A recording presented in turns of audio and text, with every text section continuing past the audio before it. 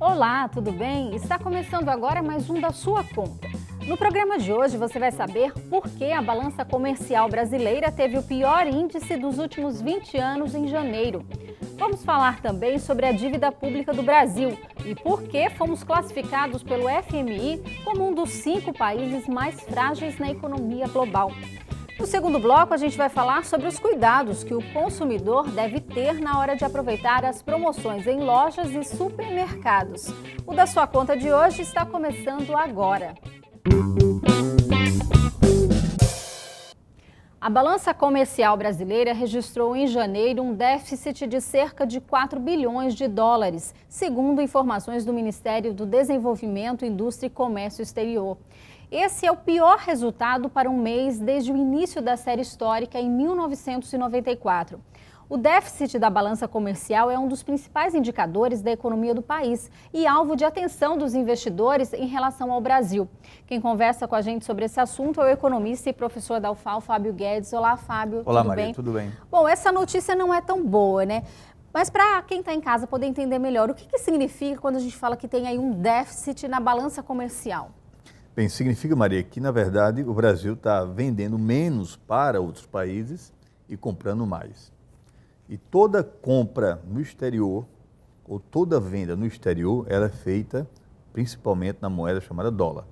Então, por exemplo, quando você compra um vinho importado no supermercado, aquele vinho foi comprado por uma importadora e ela teve que pagar em dólar lá fora.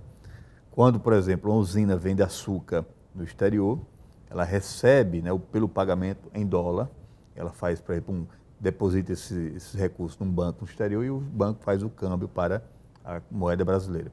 Então, em janeiro teve esse déficit, ou seja, nós compramos mais do que vendemos, e as razões para isso são duas, basicamente. A primeira, as vendas para o exterior, desde o ano passado, vêm caindo gradativamente, porque o mercado internacional tem ficado um pouco estreito para o Brasil, sobretudo para a compra de produtos primários. Que são produtos primários?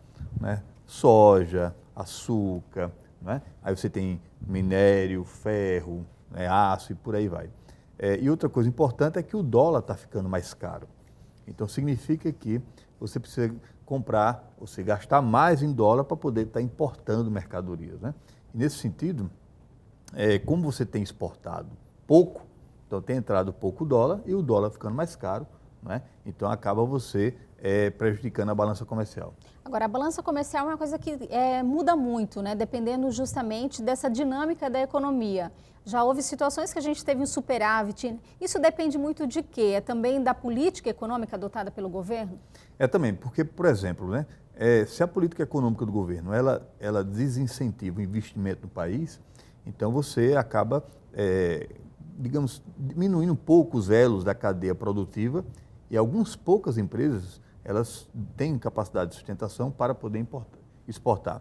E aí você tem uma pauta exportadora que não se diversifica muito, ela acaba concentrada em alguns poucos produtos. Você precisa exportar mais produtos de valor agregado, ou seja, o que é um produto de valor agregado? É aquele que tem mais tecnologia. Mas como a cadeia produtiva ela está desincentivada, ela está, digamos assim, ela está dividida, seus elos não estão amarrados, então acaba você voltando novamente a ser um país que depende muito da exportação de produtos, né, que tem pouco valor agregado, como açúcar, laranja, carne, frango, ferro e assim por diante.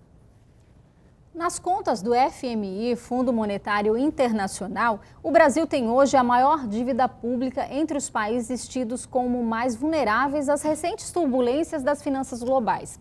O grupo, apelidado no mercado de os 5 frágeis, inclui ainda Índia, Indonésia, África do Sul e Turquia.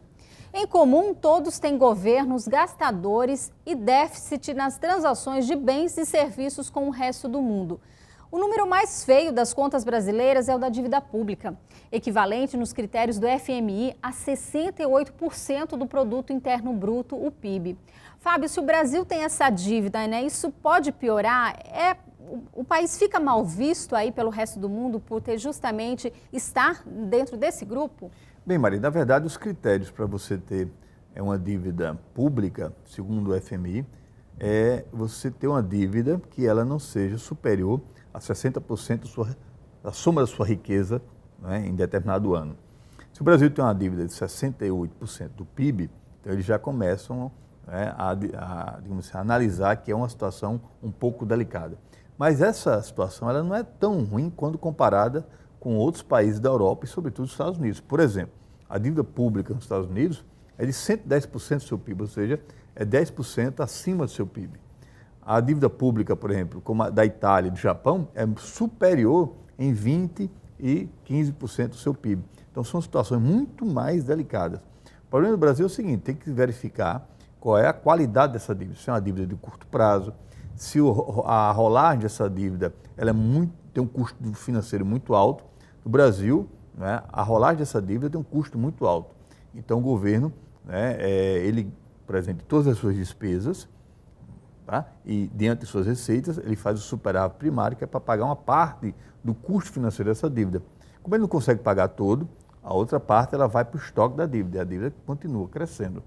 Então, se o governo, ele não, por exemplo, não faz uma poupança suficiente para pagar, né, parte dos juros, a dívida continua rolando. Então, por isso que o FMI divulga isso, porque o Brasil ele tem diminuído cada vez mais a capacidade de poupar para pagar juros da dívida. Bom, é como se fosse um sinal de alerta aí. Agora, ano de Copa do Mundo e eleições, essa situação, essa dívida pode aumentar ainda mais, não é? O governo tem que ter esse controle.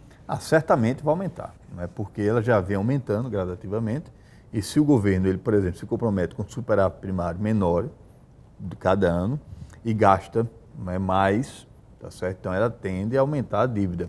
E esse ano realmente é um ano que, por ser atípico, tem Copa do Mundo e também tem as eleições, provavelmente ela suba. Agora, essa dívida ela pode também ter um impacto muito negativo, por exemplo, aí para a presidenta Dilma, né, que pretende aí uma reeleição, né? Que pode ser usado também como um dos argumentos aí. Os dados, na verdade, eles vão sendo medidos a cada trimestre, até as eleições, né? Então, a gente não sabe como é que vai ser o impacto concreto, né, a partir desses próximos meses. Agora, por exemplo, como o brasileiro ele se move muito por 3 fatores, que é a renda, o emprego e a inflação. A renda continua crescendo, o brasileiro, em média, a taxa de desemprego é muito baixa e a inflação não está fora de controle. Então, de certa maneira, esses 3 aspectos, eles controlados e a sociedade percebendo que há uma certa responsabilidade nesses 3 aspectos, eles estão favoráveis, então isso conjuntamente dá no índice de popularidade da presidenta, que continua muito alto. E no próximo bloco a gente fala sobre o perigo das liquidações. O Da Sua Conta volta logo depois do intervalo. Até já!